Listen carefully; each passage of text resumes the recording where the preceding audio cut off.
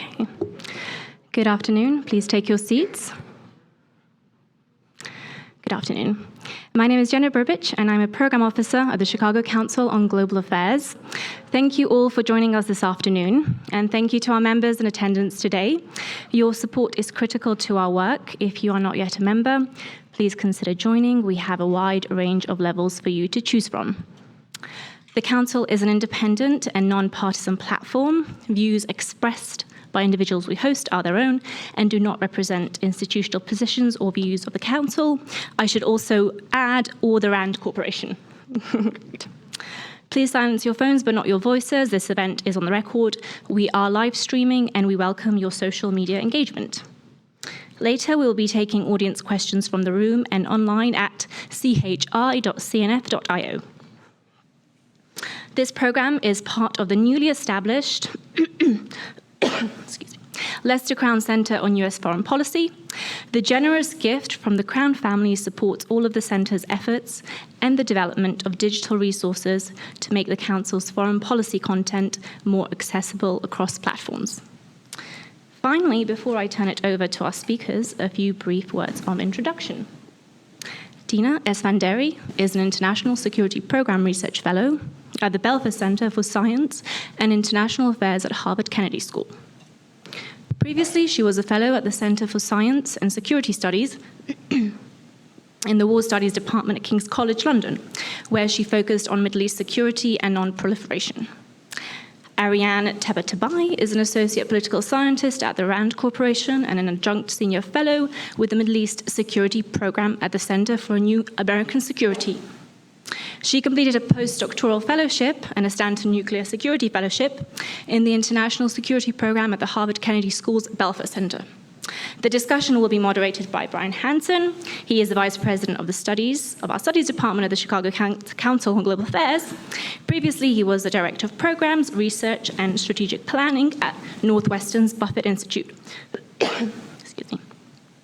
Lastly, Dina and Ariane's latest book, Triple Axis, Russia, China, Iran, and Power Politics, will be available for sale and signing from the bookseller following the program.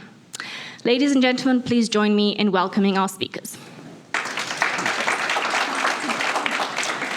Hi, and welcome, Dina. Welcome, Ariane. It's good to have you on the stage. This is a terrific book, Triple Axis. I really enjoyed reading it and learned a lot.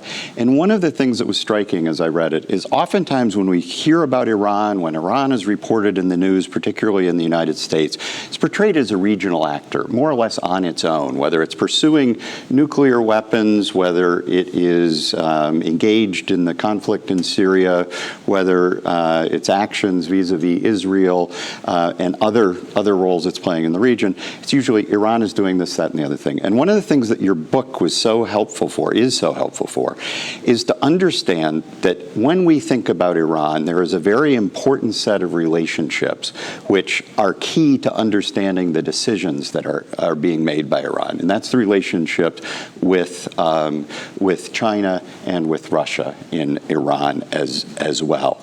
So I want to start off by kind of drawing out the main argument of the book, which is this triple axis between Iran, Beijing, and Moscow.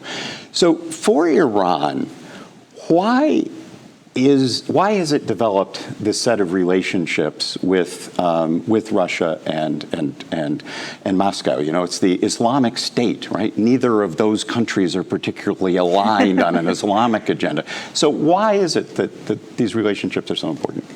I think for Iran, it was particularly important because after the revolution, the Islamic Republic found itself quite isolated from the rest of the international community. And as a result, it was kind of scrambling to look for partners and countries that it could work with, because no country can exist in isolation of everybody else. So Russia and China emerged as potential and eventual partners economically, politically, even on a military level eventually. So for Iran, this relationship that it has both with Russia and China has been absolutely key to ensuring that it's never fully isolated, despite successive rounds of unilateral and UN Security Council resolutions sanctioning it.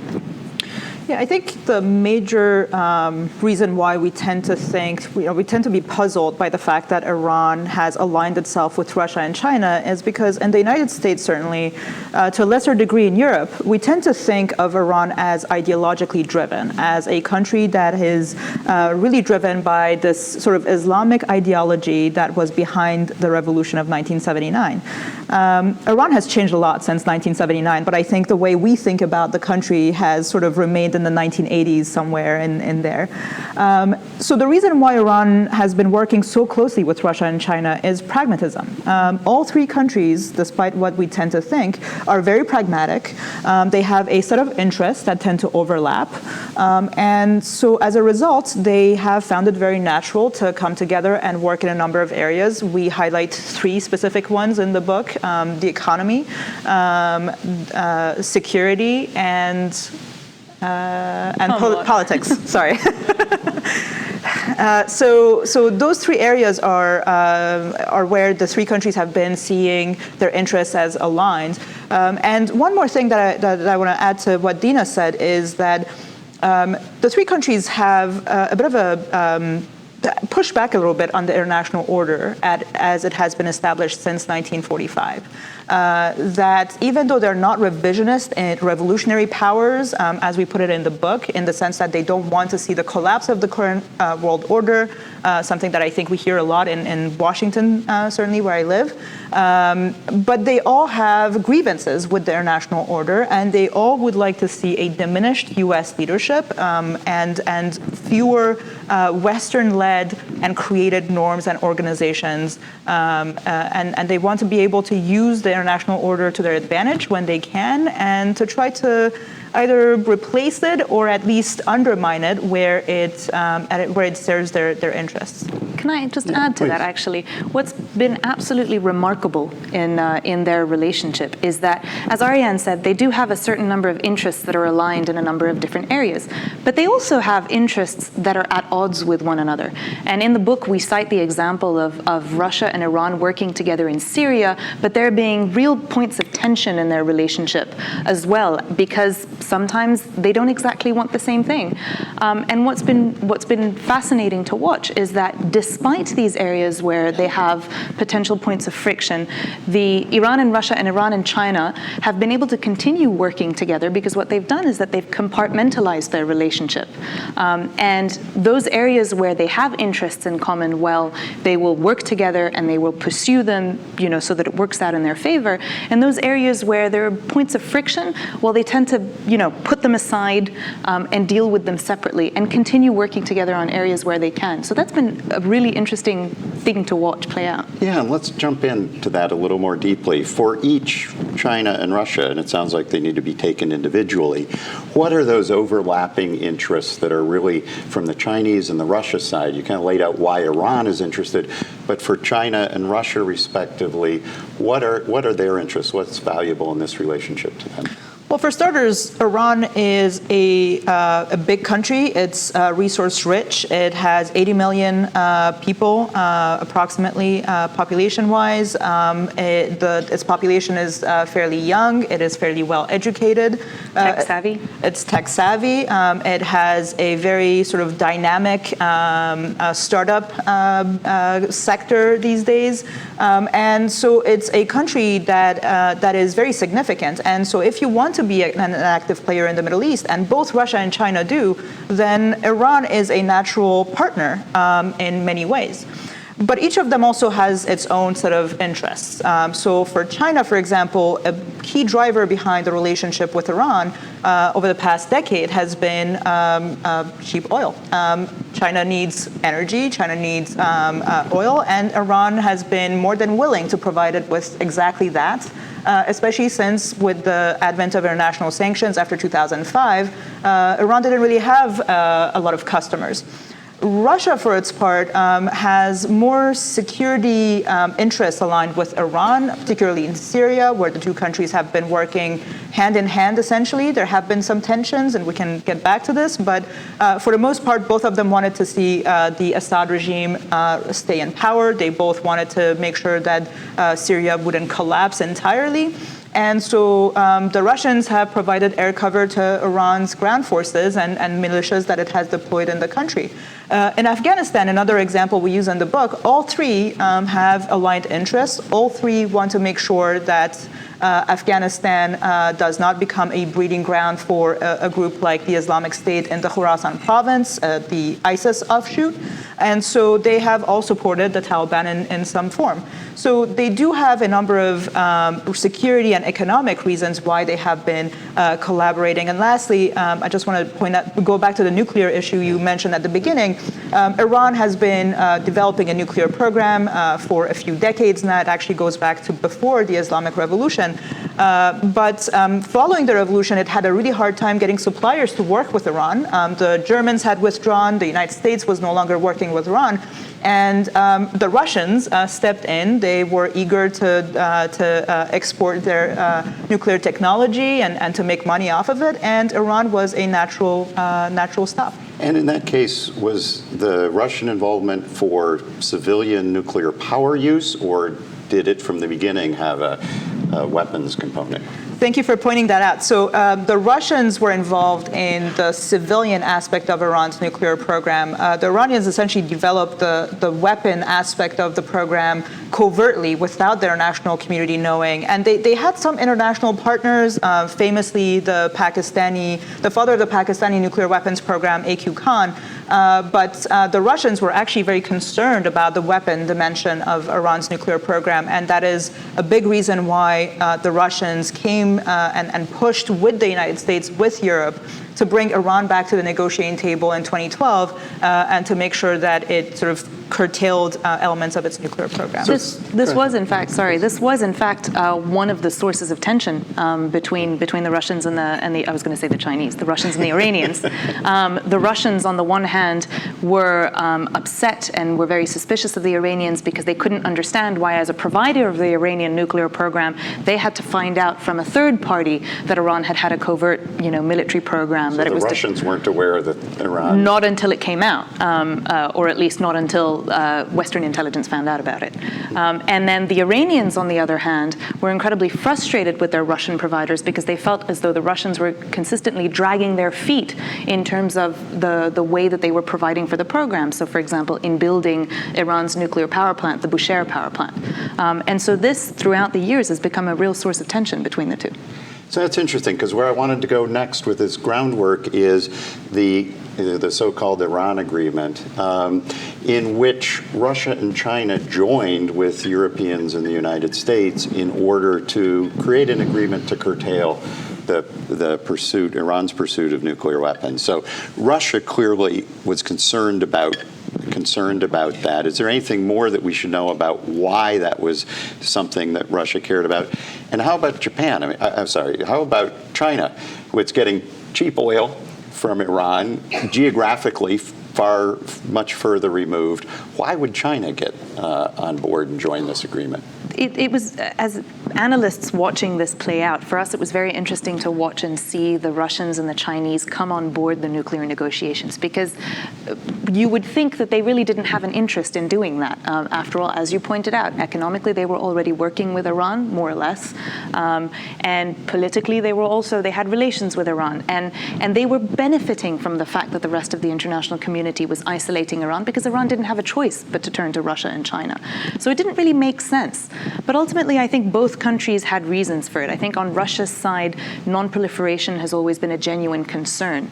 It is a nuclear provider, and so for Russia to maintain its reputation, it has to be an upholding citizen, nuclear citizen of the international community. Yeah, and when you say a nuclear provider on the civilian side, if Absolutely. They're going to be transferring civilian technology, they don't want it to be seen as leading to weaponization. Otherwise, it can screw up their ability to. Absolutely, they're a provider and they compete with others. But also remember that the nuclear weapon club, is a small club, and there is a reason for it. And the countries that do have nuclear weapons tend to kind of guard it very jealously.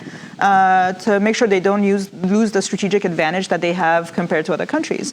And so, as Dina was saying, for Russia specifically, that is something that they felt a lot more acutely than the Chinese, because China and Iran have quite a bit of room between them, right? You have India and Pakistan, and so they don't have to worry about it as much. They've not really had any major wars in a long time, and whereas with Russia, that's not been the case. The two countries share three very strategic regions: the Caspian, the South Caucasus, and the Middle East. They've shared borders until fairly recently, and in fact, Iran has lost very significant territories to Russia. So making sure that Iran does not become a strategic threat to Russia was very important for it. But let's turn to China, right? Because I think you didn't manage to finish I jumped in and you didn't manage to finish your answer. But for the Chinese, one big driver was their international reputation. They want to be seen as a major player, as a big power, and as a power that is responsible and able and willing to use its power for good, essentially, to be seen as a mediator. And so throughout the talks, when we're doing field work for the book, we would often see instances where you had tension between the Europeans and the Iranians, the Americans and the Iranians, and the Chinese would step in and say, we got this, and they would try to kind of bring everybody together to make sure that things worked out in the direction they wanted. And so I think for the Chinese coming out of the talks, they managed to assert themselves as this sort of facilitator as they had been wanting to be seen. And ultimately their bets paid off, because I think the Russians and the Chinese knew that even if the nuclear deal happened, even if it was implemented, that ultimately the sanctions regime that existed on Iran was never going to come off as fully as everybody hoped it would.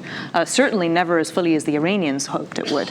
And so they knew that even if Iran opened up to the West, that it would take time, that it would be difficult, that it would take a long time for Western products to trickle into Iran. And in the meantime, the Russians and the Chinese had been in Iran. They knew the system, they knew the economy, they knew how to navigate it, and so they'd be able to capitalize on this opening of Iran by boosting their presence in it. And that's exactly what's happened. So this is interesting. So we've been focusing intentionally, because that's what I've been asking about, the relationship between the three countries. But let's talk about Iran's motivation then to turn toward Europe, because clearly one of the things they were trying to accomplish with the agreement was to open up and have greater investment, greater access with Europe. They've got what you're describing, a pretty functional relationship with China and Russia, and despite the conflicts, turning to the West can generate many more difficult conflicts. Why, for Iran, then, was it so attractive to try to build relationships with the West?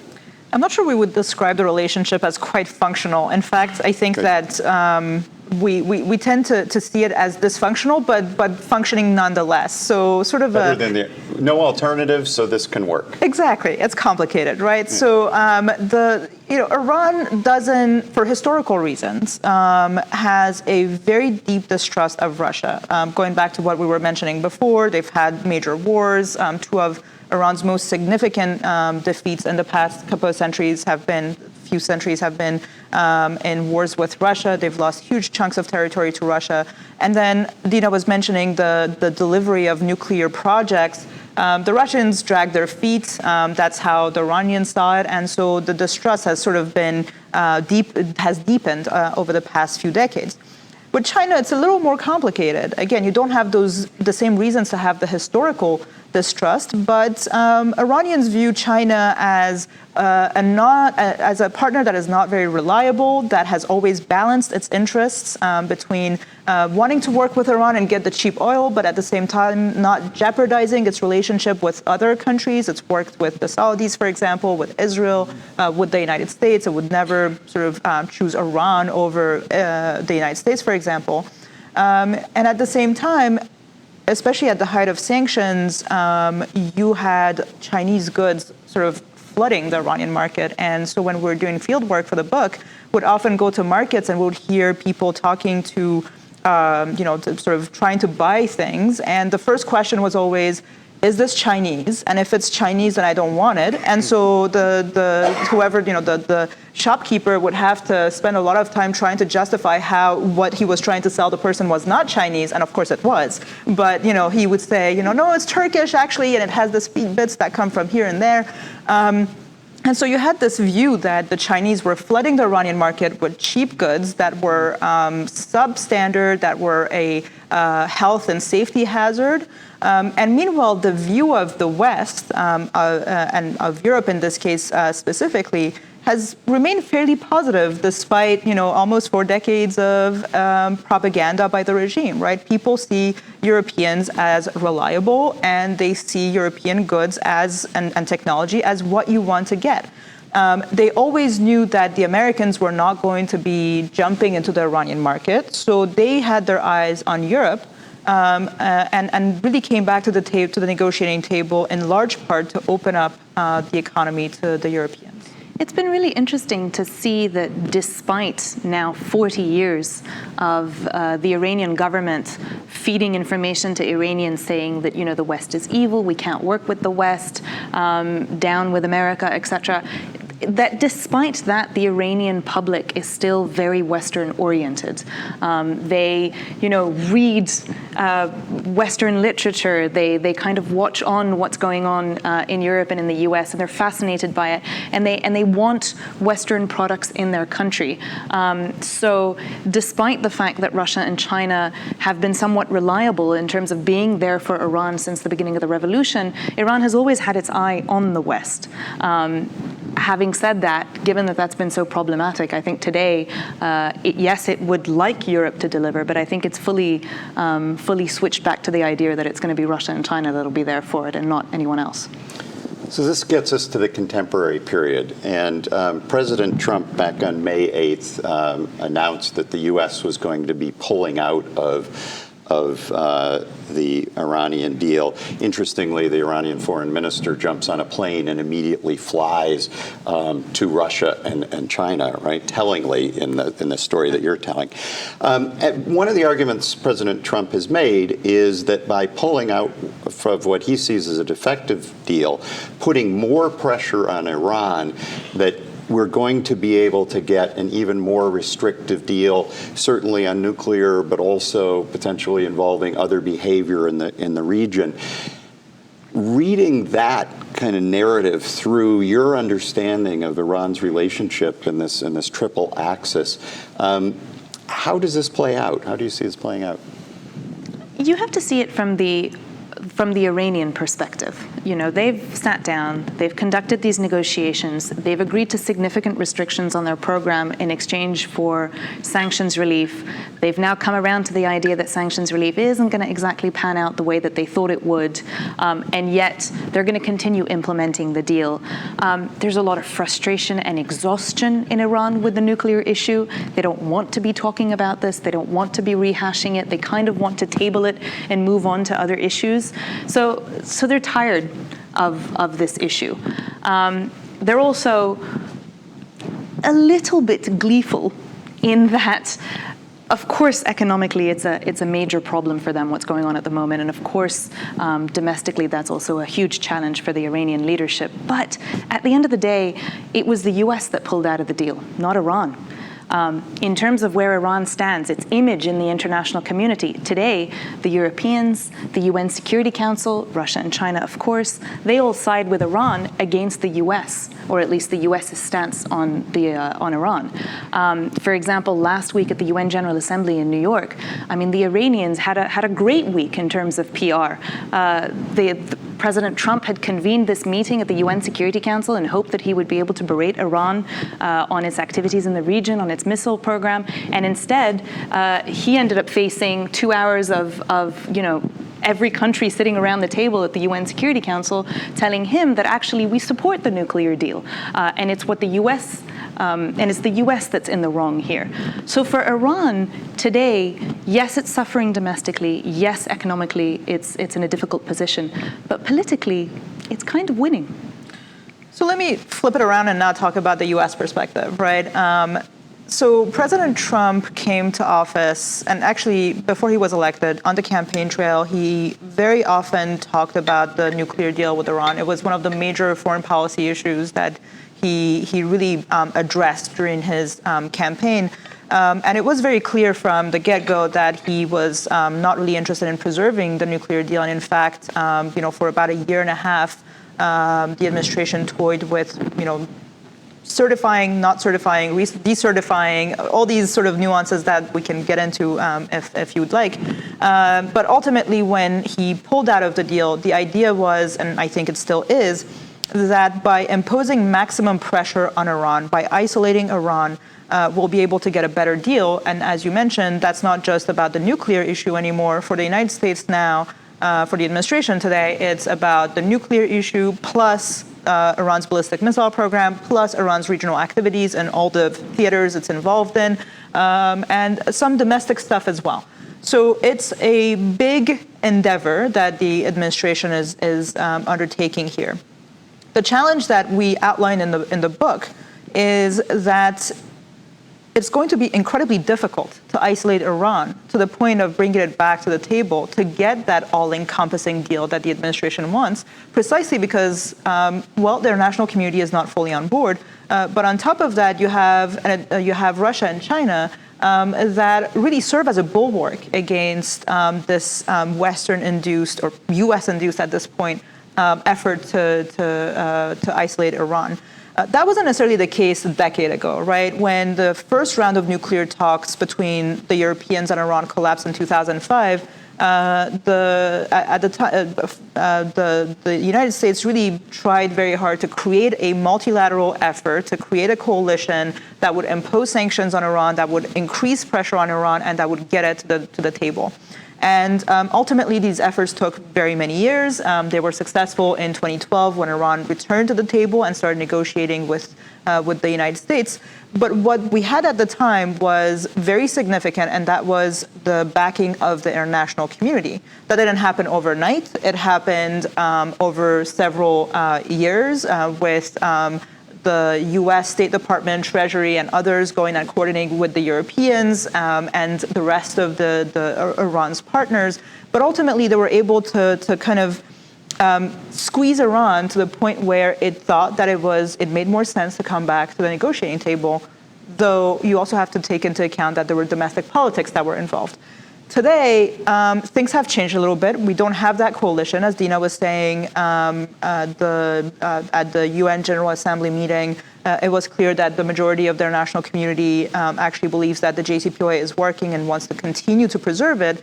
And domestically in Iran, you don't have that appetite to come back to the negotiating table precisely for the reason that Dina highlighted, which is the belief that Iran did what it had to do. It came to the negotiating table, it got a deal, and it hasn't, from its perspective, it hasn't done anything wrong, so why should it come back to the negotiating table? And moreover, the belief that Iran has had for several decades, that the US can't be trusted, has been sort of emphasized with this whole episode. So all this to say that I think this maximum pressure campaign is going to be incredibly difficult, and if it does end up becoming successful, I think it'll be a while before we see it start to actually yield some results.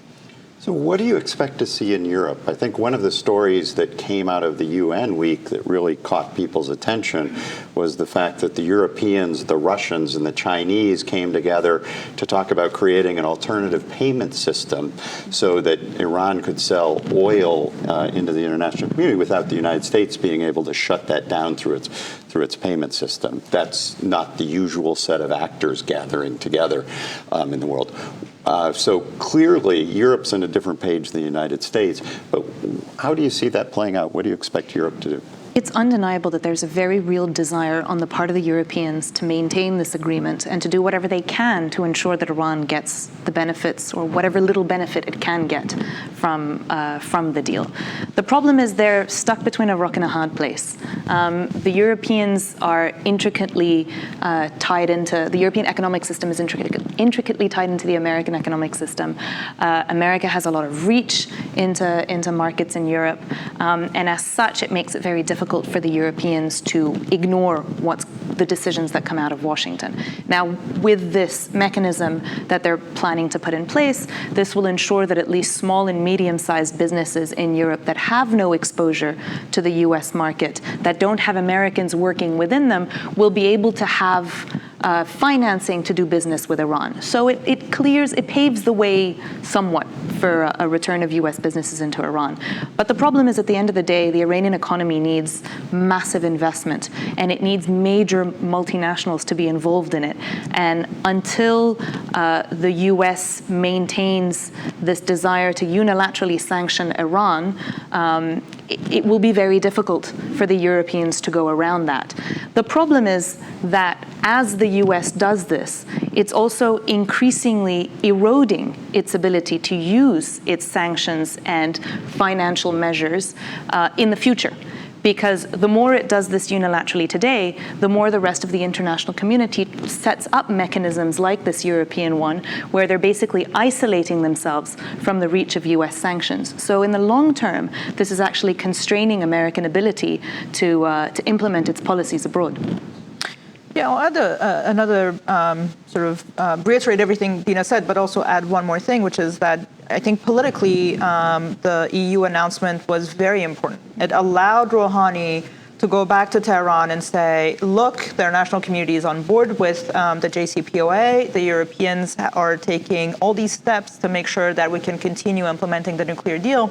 And for him right now, finding himself in a situation where he's lost a lot of his political capital, where he's invested the past, how long has it been, 5-6 years? 5 years since he was first elected, trying to get this deal and try to get Iran to get to the point of economic recovery. All of that has been falling apart in front of him, and people are growing frustrated with the state of the economy. There are protests left and right in the country, and people just don't have an interest in the JCPOA at this point. So for him, it was a victory to be able to go back and say, look, the JCPOA is not dead. The nuclear deal is not dead. We are trying to salvage it, and the Europeans are on board. So politically, it was pretty significant. And I think the second, much more important issue from my perspective is what Dina was mentioning, which is that this is going to have a very long-lasting impact. But economically, in the short to medium term for Iran, it is not going to be as impactful as I think the Iranians would like it to be. So one last question, and then I'm going to turn it to the audience and to the online audience and let them ask the questions. But what are the calculations that are being made in Iran and Moscow and Beijing and in Europe about the time horizon? President Trump's about 2 years into his term. How is that affected? This president fundamentally shifted the U.S. policy position. Is the sense that this is where the U.S. is going to be in the long run, or kind of how are people looking at the Trump administration? Did I say Bush administration? The Trump administration, that changed U.S. policy toward Iran. How are people looking at the Trump administration and their strategies around this? Well, I think the Iranians, but also pretty much all the other players involved in this, the Europeans certainly as well, are looking to see what happens next. And by that I mean what happens in 2020, whether or not President Trump gets a second term. That's significant because, and we may disagree on this, but I think that if you're sitting in Tehran or in Brussels and you're looking at the future of the JCPOA, sustaining it for the next 2 years or so is not going to be too difficult. It's not going to be easy, but I think that sustaining it, giving Iran what it needs to kind of keep its economy afloat enough to keep going for 2 years is not going to be very difficult. What happens next, though, is going to be a lot more challenging. If President Trump is reelected in 2020, there is no point in thinking about the future of the JCPOA from my perspective, because I don't think it's going to live the next 6 years until there is another administration, and then there is a decision to be made about whether or not the U.S. rejoins the deal, or whether or not it's willing to sort of issue the exemptions that are needed for the nuclear deal to continue being implemented. So, for me, the major obstacle is going to be from now until 2020 to see what happens until then. And that's pretty challenging for Rouhani right now, but I don't think it's impossible to do. Yeah, I mean, I think the Iranians are watching closely what's happening in the U.S. Where the Trump administration wants to go. They understand that there are some within President Trump's cabinet that are set on regime change in Iran. They also see President Trump as not one of those, but someone that's erratic. And so they're finding it very difficult to basically figure out where he sits, whether he's also set on regime change in Iran, or whether actually he would rather have a deal with the Iranians so that he can point to that as a victory or something that he's achieved. So the Iranians are trying to work that out for themselves. In terms of what it means for the nuclear deal, and the reason why Ariane says we might disagree is because I think that the Iranians, they don't, like I said, they don't want to rehash this issue. They don't want to make a big deal out of walking out of the deal because it was tough to get to where they are today. And also, as I mentioned, Iran has a bit of a political victory today. It's PR-wise and image-wise, it's won. The rest of the international community supports it. The minute it walks away from the deal, it loses that political victory. It loses European support, which is so much more than the Islamic Republic has ever had since its revolution in terms of political support from other states. So I think that that's quite important for Iran. Now, if the US administration comes out and decides that what it wants to do is airstrikes on Iran, then of course, then all bets are off. Great, terrific. Well, let me now open it up to the audience for your turn to ask questions. Who'd like to go first? Usual rules to ask question. Please raise your hand. We've got microphones that will come to you. Please wait for the mic, and also please ask a question. Why is the Iranian government supporting Hezbollah and so anti-Israel?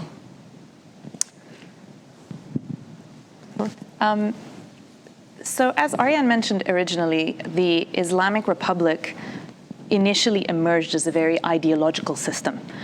It was an Islamic Republic. It wanted to spread its revolution, and that revolution had a couple of significant tenets. One was anti-Americanism, anti-Israel, and as such, groups like Hezbollah became useful partners in a region where it could, from its point of view, defend itself and create like a buffer zone between Israel and itself. Today, the Islamic Republic has evolved. It's changed. It's significantly less ideological and significantly more pragmatic. That's not to say that there aren't ideological elements that remain in Iran. For example, its relationship with Hezbollah is, I believe, a red line. I don't think Tehran is ever going to walk away from Hezbollah because Hezbollah brings it things that no other proxy in the region will do for Iran. It is useful for the Iranians to be able to, or at least for the leadership in the Islamic Republic, the hardliners, to be able to come out and say down with America. These are just useful talking points. The Iranian public, firstly, does not buy into that. That's for sure. Now, whether it resonates with certain people, I mean, of course, there are extremists everywhere, but it's definitely not something that resonates with the Iranian public. Even within the Iranian system, the Iranian elite today, many people don't buy into that argument. Many people are very much in favor of engagement with the US, for example. And in fact, Iran has demonstrated that. But I don't think the Islamic Republic is going to walk away from that openly anytime soon.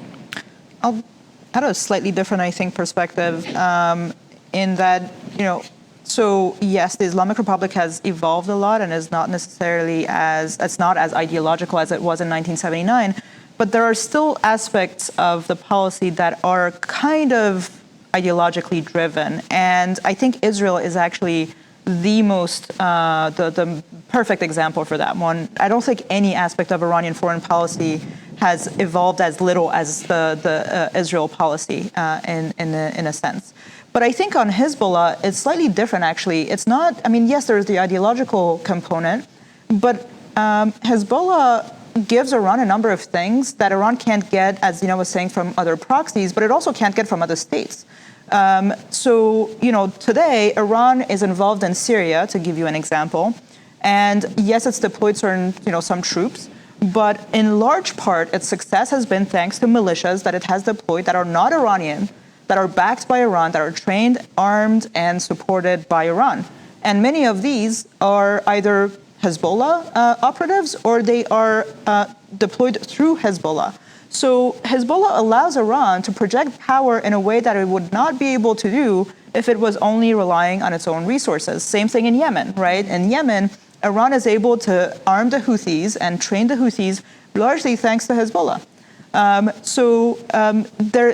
Even though there is the origins of the relationship are fairly ideologically rooted, today I think there is a more, I don't want to say pragmatic because that would sort of indicate that I'm supportive of it. I'm not, but I think that from their perspective, they see it as yielding benefits that are very much practical.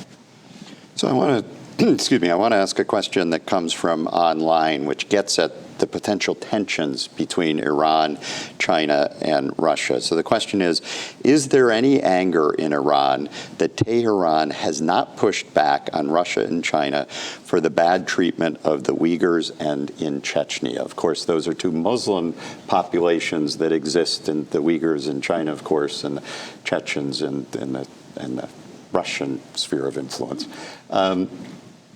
Has this been a problem, either in terms of popular opinion or within the elites? So we're both smiling because that's actually a perfect example of why Iran is not the only ideological actor we think it is. Because even though it is very often, the Friday prayers are notorious for Friday prayer leaders going up, and taking the stage and calling for the revival of the Muslim community throughout the world and, standing up for the oppressed throughout the world. They don't really mention what's going on in Chechnya and with sort of Chinese Muslim minorities. And the reason is largely, again, because they're pretty pragmatic. They see the relationship with China and Russia as too important to jeopardize over, communities that are not really related to Iran, that they don't really see as sort of stakeholders, as important players. So in that sense, it's very interesting how they've been able to compartmentalize that aspect of the relationship. More broadly, I would say in the public, it's hard to know because you don't really have polls that you can rely on with Iran. But just anecdotally, I think from our field work, I don't think most people even care deeply about what happens in their own region, let alone what happens to Muslim communities in Russia and China. Iran is a country that has had a number of challenges over the past 4 decades: a revolution, a devastating war, and then sanctions, political isolation. So, and people see a lot of this as caused by the regime's ideology, and they associate the ideology with support for Muslim communities throughout the world. And so I think there is a bit of a resentment of that kind of that narrative. And keep in mind that Iran itself is made up of multiple ethnicities and minorities. So the last thing it wants to do is stoke tensions within minorities in other countries, despite the fact that it has done that when it's benefited it, but because it wouldn't want it to come back and haunt it in the future. Yeah, interesting. Let's come back into the room. This man right here on the aisle, and then I'll come here. Hi. Thank you for your presentation. I think you're bringing a lot of points that they're quite relevant with respect to Iran and the JCPOA.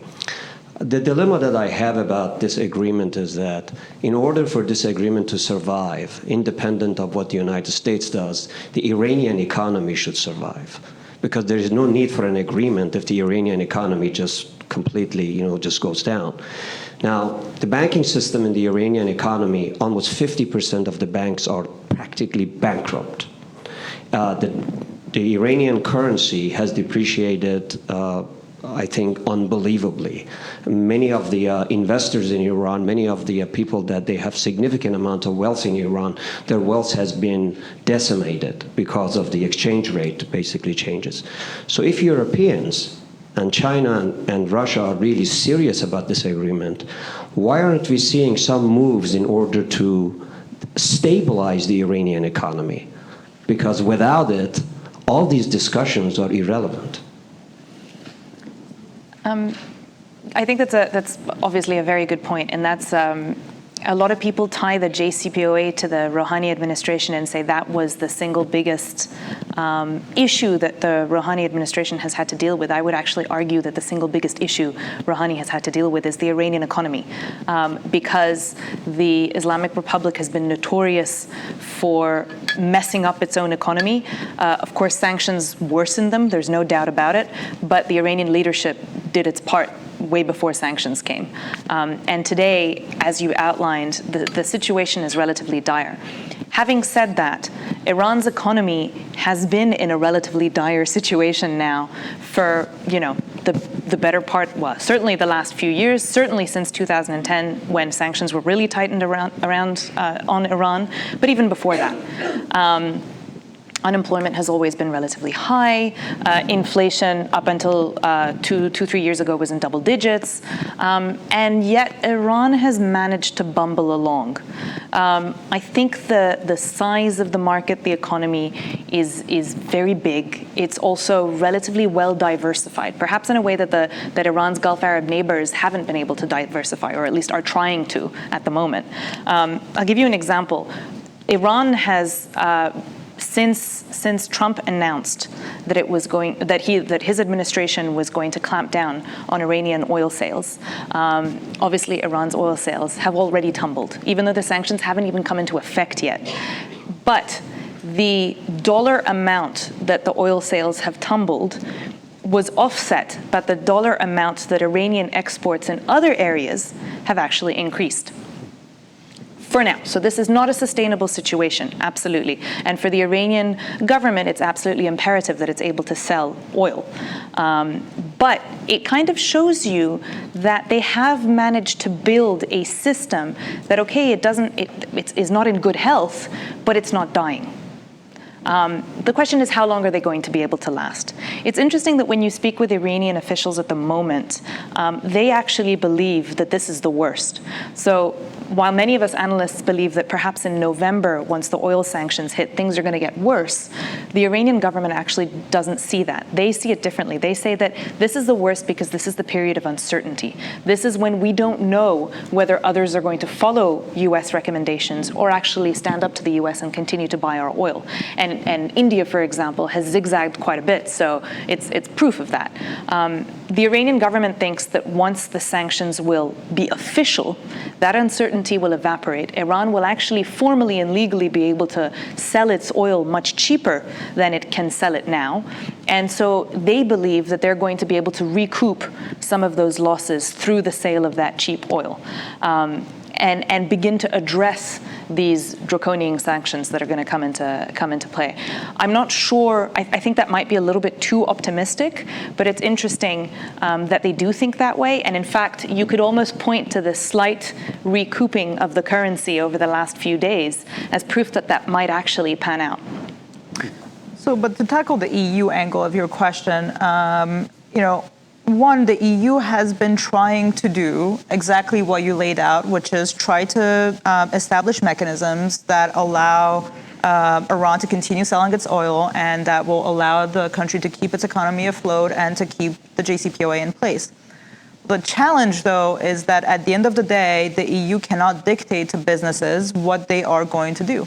And businesses, major ones certainly that have relations with the United States, are not going. It's a pretty easy decision.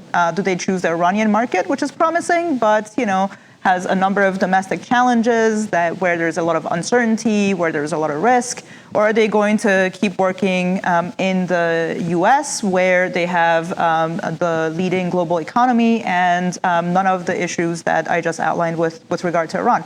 So the Europeans are trying. But it's not easy, right? They can't just establish a mechanism that will go into effect tomorrow and undermine the effect of sanctions that are imposed by the United States. But going back to the point we were making earlier on, in the long run, the mechanisms that they are starting to create now. And this is the first time, really, they've had to think about these things, because in the past, the United States has coordinated with the Europeans. It has imposed sanctions and lifted sanctions. There's been tensions, for sure, but you've had some level of coordination. This is the first time where the Europeans have to seriously think about whether they want to, how to separate themselves, how to isolate and protect themselves from the effect of U.S. sanctions. So I think the long-term implications are going to be pretty important. But in the short term, that is not. I don't think any of this is going to be enough to get Iran to survive if the U.S. decision making doesn't change on this. And it's not just the Europeans, actually. Other countries in the world are also looking for ways to isolate themselves from the reach of U.S. sanctions. I'll give you an example. A few months ago, maybe about 6 months ago, actually, the Chinese announced that they were going to start trading oil and futures contracts in their own national currency. If they do that, that means that, well, they're not trading in dollars anymore, which means that U.S. sanctions won't be able to reach them. So, okay, it's not going to work as well. Not everyone is going to start trading in national currencies. Not everyone is going to start trading in the Chinese national currency. But it's indicative of this new trend that's emerging, where countries are going to want to ensure that they're protected from the reach of countries like the U.S. But what's interesting, sorry, one more point is that what's interesting, though, is that, so the Chinese and the Russians, and when we're writing the book, we mentioned this, that this has been something they've talked about for a while. The Europeans is where things are very different. The Europeans were not having these conversations in the past as the Russians and the Chinese were, because ultimately Russia and China do have an interest in undermining U.S. leadership in the world. The Europeans, that was not the case, and this is a fairly new development. Terrific. Got a question right here. I'm going to do something very unconventional to make sure that we can get to at least two more. Question right here, and then to Jerry to follow that on, and I'll let you respond to both of them. Please. If China faced the choice between a major damaging confrontation with the United States, probably economic, and support for Iran, where would they land? In other words, how important is Iran currently for energy and in the future with their Belt Road plan? Terrific. Great. One more question, and I'll let you respond. What is it about the Iranian-U.S. relationship that makes it so difficult to improve or normalize? I mean, granted, both sides have grievances going back to the overthrow of Mossadegh in 1953 to the Iranians supplying explosives, killing U.S. soldiers in Iraq in, the 2000s. But we've had serious grievances with other countries. The one that comes to mind, it seems to me, is Vietnam, where arguably the grievances on both sides would have been much worse, and yet we've been able over the years to normalize that relationship to some extent. What is it about this relationship that makes it so difficult? Terrific. So you've got two different parts of the world to engage. Yeah. I'll tackle the second one, you tackle the first one. How's that? Sure. In terms of your question, I'll start in the opposite direction. In terms of your question, I think there are a number of key events that have happened that have made this relationship very difficult, and it's undeniable that the takeover of the U.S. Embassy had a real impact here, but also in Iran. I mean, it's interesting when you talk to Iranian officials today, they will obviously never publicly admit this, but there is a sense that they shot themselves in the foot by doing that in 1979. And they're like, had we, or at least the more pragmatic ones in the current system, they think to themselves, had we not done that, perhaps the course of the Islamic Republic would have been very different. And I think there's a certain amount of truth to that. Having said that, the problem is that the previous administration in Iran, the Shah was obviously working very closely with the US. So when the revolution happened and you had this new system in place, well, it had to prove itself as being fundamentally different to the guys that were here before. And one way that it could do that was through its anti-American sentiment, because it had to show that it was independent in a way that the Shah's regime wasn't. And And as such, anti-Americanism became a tenet of the Islamic Republic. And so just like getting rid of this memory of the takeover of the embassy in the US is very difficult, I think in the Iranian system, it's very difficult to erase one of the tenets of the Islamic Republic.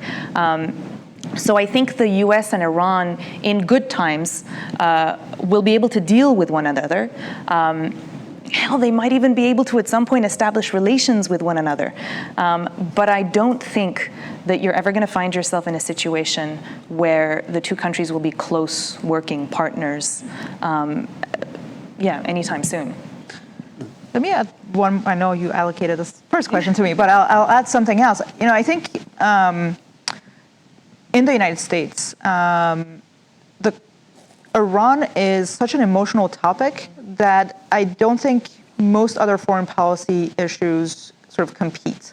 I'll give you an example. President Trump met with Kim Jong-un, arguably one of the worst dictators, if not the worst dictator in the world, shook hands and signed an agreement. And, some people were very happy about it. Some people were not very happy about it in Washington, but you didn't have that sort of outcry that you had with the nuclear deal with Iran. The difference is drastic. The nuclear deal with Iran is 150 pages of very technical work. The North Korean agreement is about a fraction of that, right? But the difference is that when it comes to North Korea, you don't have that kind of regional presence. You don't have the South Koreans, the Japanese, the Chinese coming out in Washington and marching down to Congress and saying, we don't want to be establishing relationships with this dictatorship. In the case of Iran, that was the case. When the nuclear talks were ongoing, every week there was, if not every day, there were events around Washington about the nuclear deal and how terrible it was. And you had not only sort of American players involved, but you also had foreign players involved. Very famously, the Israeli Prime Minister Netanyahu came to Congress and had standing ovations, that had a bipartisan sort of session and addressed the Congress in a way that most leaders don't necessarily get to do. The Europeans were writing op-eds in the Washington Post saying, we should move forward with this deal. The Saudis, the Emiratis were also involved, set up their own kind of lobbies to argue against the deal. So this is a very emotional topic in the United States, but it's not just that. It's that you have a sort of a regional contingency that is involved in shaping the narrative around Iran. Of course, Iran doesn't help itself. That's a different story. But you have a regional involvement that you don't have when it comes to North Korea or China, for that matter. So I think that makes it all a lot more complicated. And then, going back to the hostage crisis issue, I think the lasting impact that has left is that's when you start to have 24-hour news coverage, and that's something that people are watching all the time, right? People were watching the developments in Tehran, and for a lot of people, that is still a defining moment. That is still the single event they think about when they think about Iran, as Iranians think about the 1953 coup when they think about the United States. So you have the sort of historical memory combined with the interests that exist that make it a very emotional topic. China. Please. So would the United States, would the Chinese choose a conflict with the United States over cooperation with Iran? The short answer is no. The Chinese have actually been, both the Chinese and the Russians, I would say, have been very good at balancing various relationships. Today, the Russians and the Chinese are the two only players that have relationships with Iran, with Saudi Arabia and with Israel. And both of them managed to have some level of relationship with the United States, Russia being a little more complicated, but China certainly has managed to balance the two relationships. But at the end of the day, again, these are pragmatic countries that put their interests first. And I really don't think the Chinese leadership wants to enter a conflict with the United States. And so they're never going to be looking to pick Iran over the U.S. Or sort of choosing a conflict with the United States over Iran. And one more thing to add too is that as we speak, there is a debate going on in China about the role of China in the region. There are people who believe that the Chinese have expanded too quickly, they're too aggressive in the South China Sea, and that all of that has created tensions with the U.S. That I think alone shows that, again, China is trying to kind of advance its interests and without kind of stepping on too many toes, and while making sure that it doesn't end up in a major conflict with the world's most powerful military. So one of the things that I unfortunately have to balance is a fascinating discussion versus ending on time. So I want to, before I ask you to thank our guests, just the book that they've been talking about is Triple Axis, Iran's Relations with Russia and China. It's for sale right over there, and I'm sure you can get a copy signed. I found it really helpful for the way I think about Iran in this set of relationships. Fascinating conversation. Thank you both for being here. Really wonderful. Thanks for having us.